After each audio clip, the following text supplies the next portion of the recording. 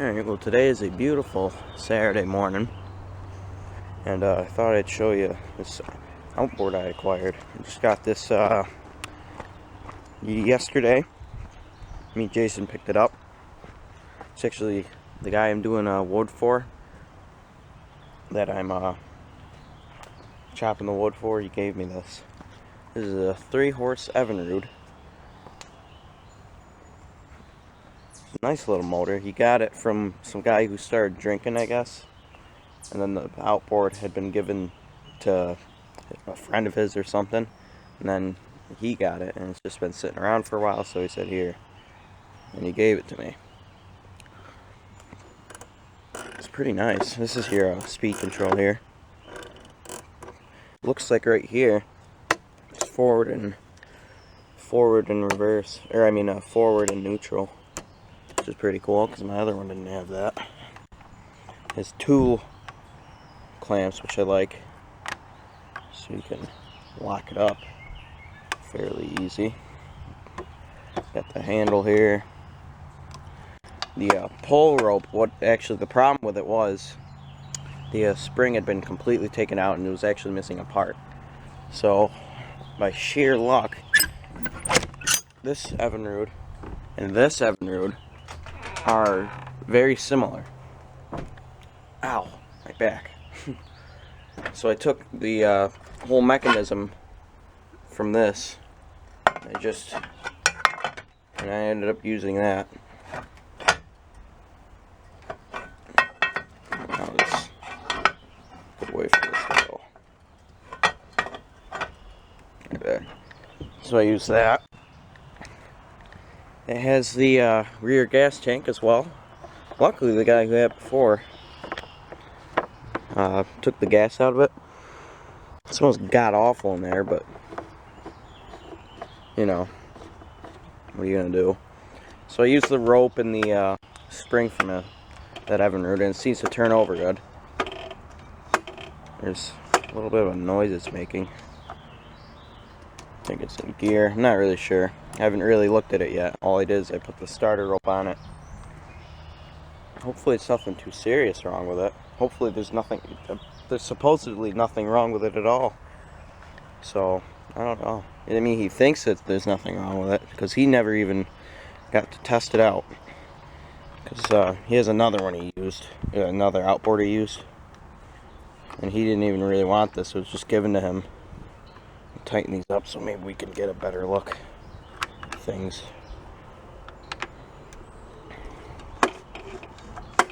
Very odd noise. And then when there's a little locking pin here, you pull out, so the thing won't fall back down. It's got the same propeller as my other Evinrude, except this one's plastic. So I'm likely going to be selling this one. However, if I can't acquire the parts for a decent price, this could be kept as parts. You know, for the water pump and other stuff. This one actually is a 1-cylinder. However, this one, I just found out a little while after I got it, is a 2-cylinder. There's a 3-horse and that's a 2-horse. Here's the this is how it raises. Kind of just lift this. Different lengths for heights, depths. Alright, let's see if we can get this down. Hard to do this one-handed. There. So there. That's my Evinrude. I don't really know what this is up here, because I guess it's just, I don't know, it does something on the carburetor, but it has the fuel sign, then this doesn't, and then this has a choke sign. I have no clue. And here's an adjustment right here. Well, hopefully this thing will run, and hopefully if it doesn't, there's nothing nothing seriously wrong with it. So I think what I'll do is I'll throw this on my boat. I'll make some gas. I gotta get the right mixture, and I will attempt to start it. So we'll see what happens. Well, it looks like I've made a very stupid mistake. Although actually maybe it's not stupid, but well, it's not even a mistake. I guess this is a neutral, because when you put this in neutral, you start pulling it. Well, why is that still turning now? Now it's not turning. Just had to get out of gear. It doesn't turn. Not sure what I'm thinking. I think what was the problem was this was just kind of stuck in the middle. That's why I was grinding. When you put it in forward, then it'll start to turn. So there's your dumb mistake of the day. However, luckily I didn't ruin anything. All I did is I just took this off, and it wouldn't come off anyways. But luckily I noticed that, or luckily I tried that first, or else I would have gone through a lot of work all to come out for nothing, or maybe even a few dollars. So let's put it back together and put it on the boat this time. Alright, so I got it on the boat, and then I started getting it going. And it took me a while to figure out that this is the symbols there, this is the choke. And when you turn it this way, it's the fuel shut off. You'll pull it out, it's choke, pull it in, push it in, took the choke off. I set that, and I started pulling it over, and it wouldn't fire. So I took it, I lifted it up, I took the plugs out, and they are original. So I think they'll probably have to be replaced, and I think I'll replace them anyways. But for now, I just sanded them, or cleaned them up, put them back in. And I had to take this little bottom thing off, just loosen it so I could get to the plugs. And I did that, so now we'll see if we can get it to fire. I made the gas mix, the fuel mixture too. Put it in here already. So we'll see what happens. Alright, so I checked for spark with Jason's little spark tester, and it had no spark. So I took it off, and my grandpa suggested that we actually look at the carburetor first, or instead. And I don't think that spark plug test was working right anyways, now that I think of it. And obviously, it's all apart. It was horrible. There was all kinds of gunk in there, the gas had hardened. It was just horrible. So we got it soaking now, and I think he's going to bring back some carb cleaner for me, because I am all out. And we're going to clean all the jets, and then blow everything out with the air compressor. So here's just extra parts from that other evinrude, and here's some parts from that other tractor. There's the float, a little bit dirty. Wouldn't hurt to soak it too, I guess. So let's go down to the shed. I apologize, I forgot to mention that before we even took apart the carburetor, we took the flywheel off, which was a huge pain. It was extremely stubborn. And we wanted to see if this one would come off easy, making sure that, you know, since they're pretty much identical, making sure that there's nothing that we're missing.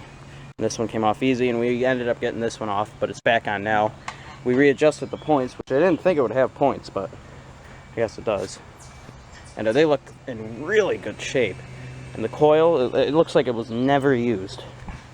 And I'm sure it was barely ever used, but the guy unfortunately did not care for it. However, it is not the fault of the guy who gave it to me. It is the fault of the guy who gave it to him. And here's the little spark plug tester. I don't think it's making good connection. So I think what I'm gonna do is, this is the wrong way. Don't really want it facing this way anyways. I gotta I'm gonna clean out the line as well. Oh yeah, this goes all the way around. If you'll excuse me for a second there. Now the cylinder's at least pointing down. There's where the carburetor would go. And what's weird about this is it has a coil and a set of points for each cylinder, which is very odd. So if you're looking at this as an example, there'd be a coil here and a coil here as well, which is very weird. And then a set of points for each. And then your cam here. These, the gaps, we're guessing are 0.20, because this says 0.020, but that's like impossible. That's like toilet paper thick. So we set the gap as 0.20.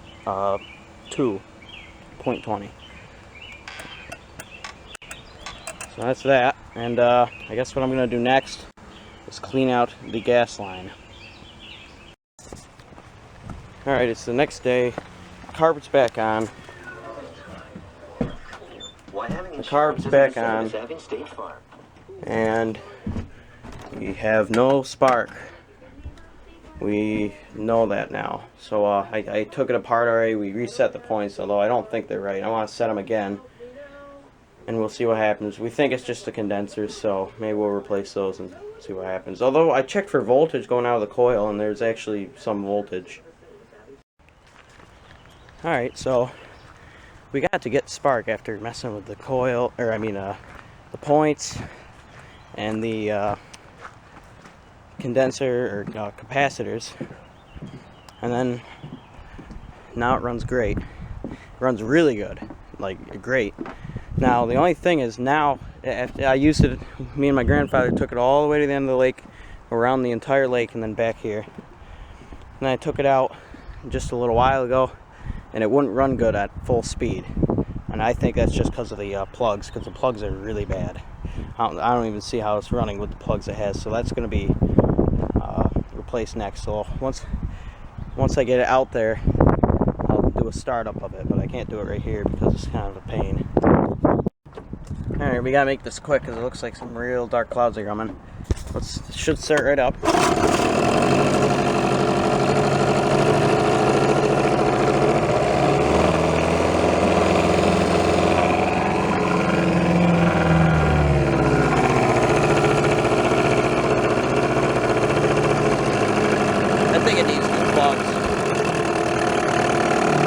We'll see if I added some gas, and it might, because it was low on gas, so it might stall out. And if it stalls out when I go full speed, it might. This is just because of the plugs.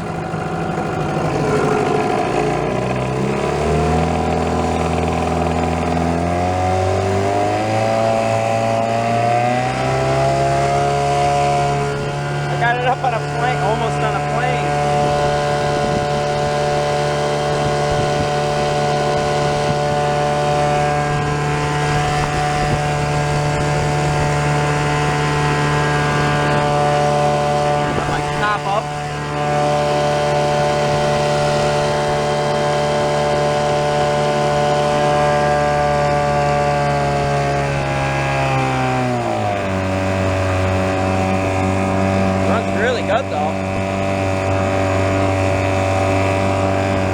If it was just because of the low on gas, which would be weird, but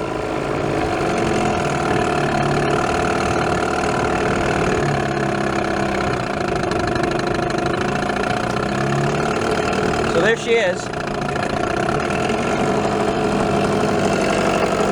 Seems to be not overheating. We took it around. I mentioned we took it around the entire lake, and the engine, the block is staying nice and cool. So the plugs are going to be replaced, and maybe the capacitors. That's it for now. So thanks for watching, and hope you enjoyed this little series. We'll do one more.